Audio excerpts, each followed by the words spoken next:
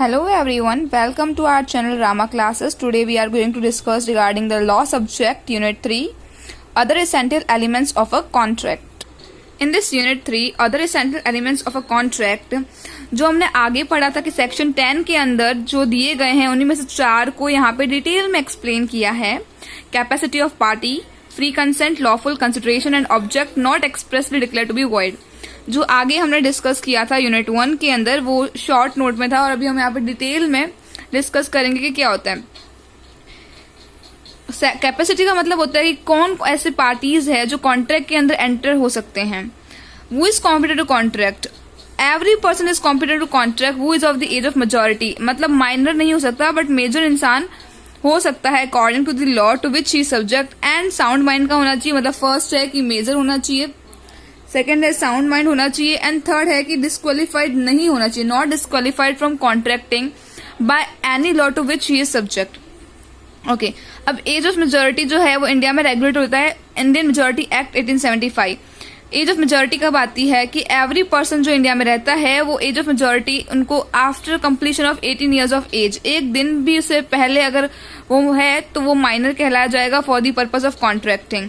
मतलब 18 ईयर्स अगर हमें कल होने वाले हैं और आज अगर हम कोई कॉन्ट्रैक्ट में एंटर होते हैं तो कॉन्ट्रैक्ट वॉइड होगा. ना law relating to minor agreement, उसके लिए कुछ लॉ है कि माइनर की पोजीशन क्या है कोई कॉन्ट्रैक्ट के अंदर. अ कॉन्ट्रैक्ट मेड विथ और by a minor is void ab initio. जो अगर कोई कॉन्ट्रैक्ट माइनर के साथ बनता है या माइनर के द्वारा बनता है तो कॉन्ट्रैक्ट स्टार्टिंग से ही वॉइड है. From the very beginning that contract is void.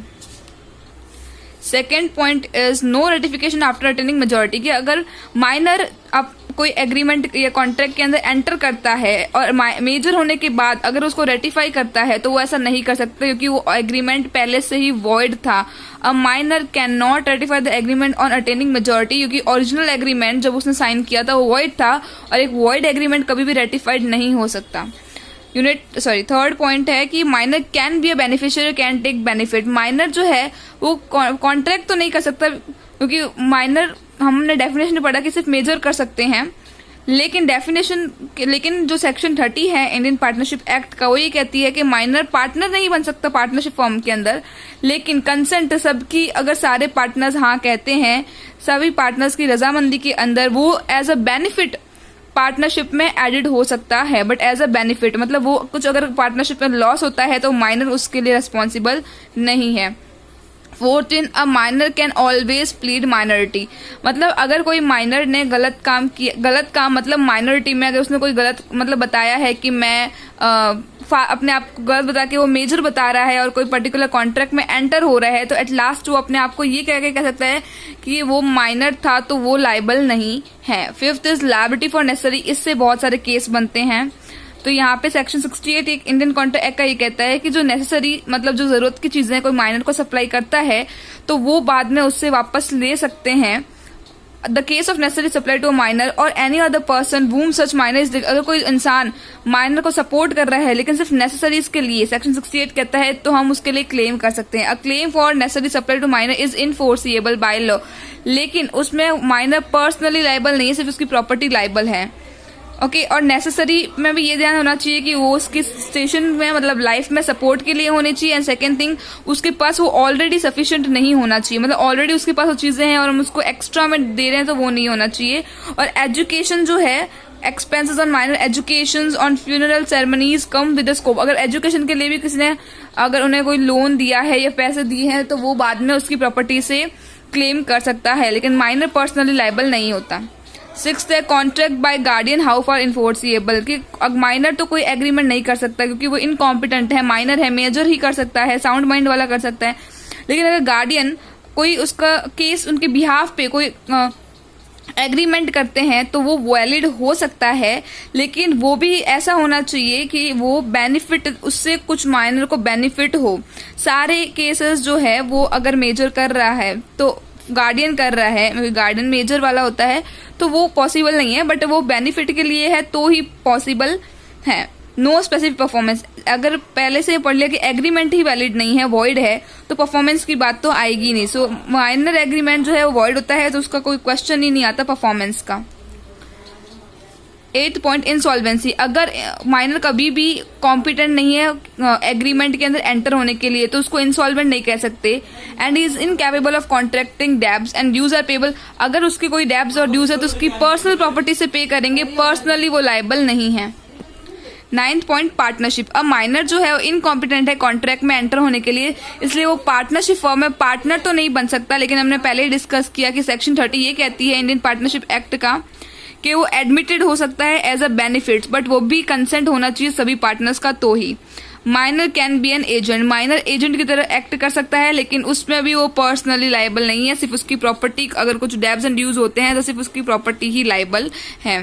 Minor can not bind parent और गार्डियन, वो अपने पेरेंट को या गार्डियन को नेसेसरीज के लिए भी बाइंड नहीं कर सकती है। ये छोटे छोटे पॉइंट है, ये सिर्फ हमको हेड पॉइंट्स मेनली याद रखने। जॉइंट कॉन्टैक्ट बाय माइनर, अगर कोई माइनर और एडल्ट जॉइंट कॉन्टैक्ट करते हैं और उसके बाद उसमें कुछ भी प्रॉब्लम होता है तो जो सामने वाली पार्टी है वो सिर्फ एडल्ट को पकड़ेगी, माइनर उसके लिए लायबल नहीं होगा। माइनर के अगेंस्ट कोई केस नहीं होगा, सिर्फ एडल्ट के लिए अगेंस्ट ही वो केस कर सकता है।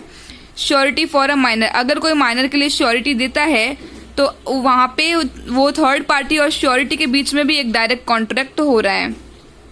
Minor as shareholder, as हमने पहले ही पढ़ा कि माइनर जो है वो इनकॉम्पिटेंट है कॉन्टैक्ट करने के तो शेयर होल्डर नहीं हो सकता, और अगर वो अपने आप को मेजर बता रहा है या गलती से अभी मेंबर बन रहा है कोई कंपनी का तो कंपनी क्या करेगी, वो ट्रांजैक्शन को रिसाइन कर देगी और उसका नाम वहां से हटा देगी। लायबिलिटी फॉर टॉर्ट, मतलब टॉर्ट मतलब कुछ अगर हम माइनर ने कुछ ऐसा किया है जो कानूनी तौर से गलत है तो उसके लिए माइनर लायबल है। मतलब यहाँ पे माइनर ने कोई हॉर्स लिया था राइडिंग के लिए, बाद में उसने अपने फ्रेंड को वो दे दिया, लैंड कर दिया और उसने वो जंप करके हॉर्स को किल कर दिया, तो यहाँ पे माइनर लायबल है। Person of sound mind, section 12 ये कहता है, सेक्शन 11 था कॉम्पेसिटी ऑफ पार्टीज, इसमें साउंड माइंड में सेक्शन 12 कि पर्सन को साउंड माइंड तभी कहेंगे कॉन्ट्रैक्ट के पर्पज से, क्योंकि जब कॉन्ट्रैक्ट बन रहा है वो पर्सन जो है वो कॉन्ट्रैक्ट के टर्म्स एंड कंडीशन को समझ सकता है और इसके अकॉर्डिंग वो जजमेंट दे सकता है, तभी उस इंसान को हम कहेंगे कि वो साउंड माइंड है। अगर वो यूजुअली वो अनसाउंड माइंड है बट ओकेजनली वो साउंड माइंड है, मतलब जब वो फॉर एग्जाम्पल जब अनसाउंड माइंड है तब वो कॉन्ट्रैक्ट नहीं कर सकता, बट जब वो साउंड माइंड का है कोई भी टाइम पीरियड पर अगर वो साउंड माइंड का होता है तो वो कॉन्ट्रैक्ट के अंदर एंटर हो सकता है। लेकिन अगर कोई अनसाउंड माइंड का इंसान कॉन्ट्रैक्ट में एंटर हुआ है तो वो एग्रीमेंट वॉइड है।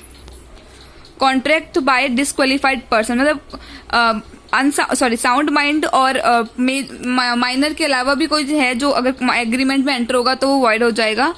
जैसे यहाँ पे लिखा है कि foreign sovereign ambassador align enemy, मतलब जिससे हमारी दुश्मनी है, अगर वो कोई भी एंटर हो रहा है, जो कि लुनैटिक भी यहाँ पे आता है, लुनैटिक पर्सन्स भी आते हैं, तो अगर इंसॉल्वेंट है पहले से डिक्लेयर हो चुका है, अगर वो कोई भी एंटर हो रहा है तो वो कॉन्ट्रैक्ट को भी हम वॉइड करेंगे, वो वैलिड नहीं माना जाएगा। अब फ्री कंसेंट, सेक्शन 13 कहती है कि कोई दो या दो से ज्यादा इंसान एक ही चीज पे एग्री होने चाहिए। मतलब फॉर एग्जांपल ए अगर बी को कुछ सेल कर रहा है और ए के पास 2 कार्स है, एक है ऑडी और एक है BMW, A and B they are 2 parties, और ए के पास 2 कार है। अगर ए सोच रहा है कि मैं इसको BMW दे रहा हूँ और बी कह रहा है कि सोच रहा है कि मैं इसे ऑडी खरीद रहा हूँ, तो यहाँ पे जो है कंसेंट नहीं रहेगा, क्योंकि दोनों इंसान दूसरी चीजों के बारे में सोच रहे हैं। तो कंसेंट मतलब दोनों ही पार्टी सेम चीज को सेम सेंस में सोचेंगे तभी उसे कंसेंट करेंगे according to section 13। And next thing कि कंसेंट ही सिर्फ सफिशिएंट नहीं है, कंसेंट फ्री भी होना चाहिए। फ्री कंसेंट ही नेसेसरी है कॉन्ट्रैक्ट को वैलिड कहने के लिए। तो कंसेंट को फ्री कब होगा, जब वो coercion, under influence, fraud, misrepresentation और मिस्टेक में नहीं होगा। अब ये सब क्या होता है ये हम नेक्स्ट लेक्चर में डिस्कस करेंगे। तब तक stay safe, stay home, and video के लास्ट में कमेंट सेक्शन में जाके प्रेजेंट लिखना मत भूलना। Thank you so much.